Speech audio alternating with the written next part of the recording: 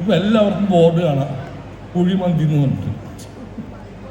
അല്ല, അത് കഴിക്കണേ തെറ്റുണ്ടായിട്ടെന്ന് പറയല്ല, അത് മാത്രമാകരുത് വല്ലപ്പോഴും.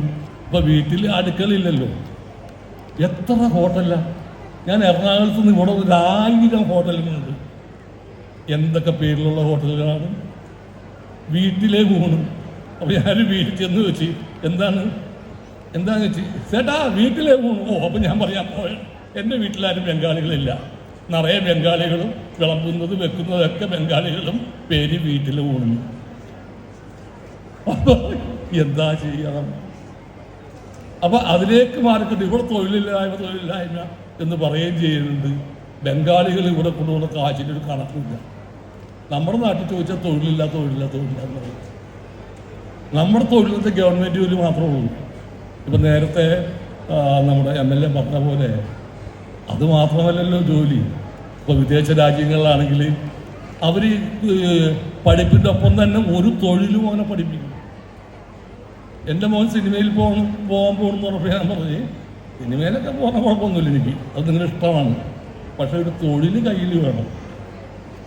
ഞാൻ പറഞ്ഞു LLB കഴിഞ്ഞിട്ട് നീ സിനിമയിൽ എവിടെയെങ്കിലും പോയിക്കോ. അവൻ LLB കഴിഞ്ഞ് സിനിമക്ക് പോയി. അത് നേരെ പോകേണ്ട കോടതിയിലേക്കാണ്. എന്നിരുന്നാൽ പോലും ഒരു തൊഴിൽ, ഞാൻ എന്നോട് ചോദിക്കുന്ന പിള്ളേരോട് ചേട്ടാ സിനിമയിൽ അഭിനയിക്കാൻ ആഗ്രഹമുണ്ടെന്ന് പറയുമ്പോൾ ഞാൻ പറയും, നീ യാതൊരു തൊഴിലെടുത്ത് ജീവിക്കാൻ പഠിക്കും. സിനിമ കിട്ടാതിരിക്കുക അതൊക്കെ വിധി പോലെയാണ്. നിനക്ക് അഥവാ സിനിമയിൽ അഭിനയിച്ച് തീരുള്ളൂന്നുണ്ടെങ്കിൽ അത് വരും, ഇല്ലെങ്കിൽ ഇല്ലയെന്ന് നോക്കണം. അല്ല, എൻ്റെ ജീവിതാഭിലാഷമാണ് ചേട്ടാ സിനിമയിൽ അഭിനയിക്കുക. എല്ലാവർക്കും ഉണ്ട് ജീവിതാഭിലാഷങ്ങൾ. അതിന് നമ്മൾ ബുദ്ധിമുട്ടണം, അല്ലാതെ ആൾക്കാരുടെ ചാൻസ് വെച്ച് കിടക്കല്ല ചെയ്യേണ്ടത്. അപ്പോൾ നമ്മുടെ മക്കളെ മണ്ണിൽ ചവിട്ടി നടക്കാൻ ഞാൻ രക്ഷിതാക്കളിരിക്കേണ്ട പേരിലാണ് പറഞ്ഞ, മണ്ണിൽ ചവിട്ടി നടക്കാൻ, കഷ്ടപ്പെടാൻ അവരെ സജ്ജമാക്കി വളർത്തുക.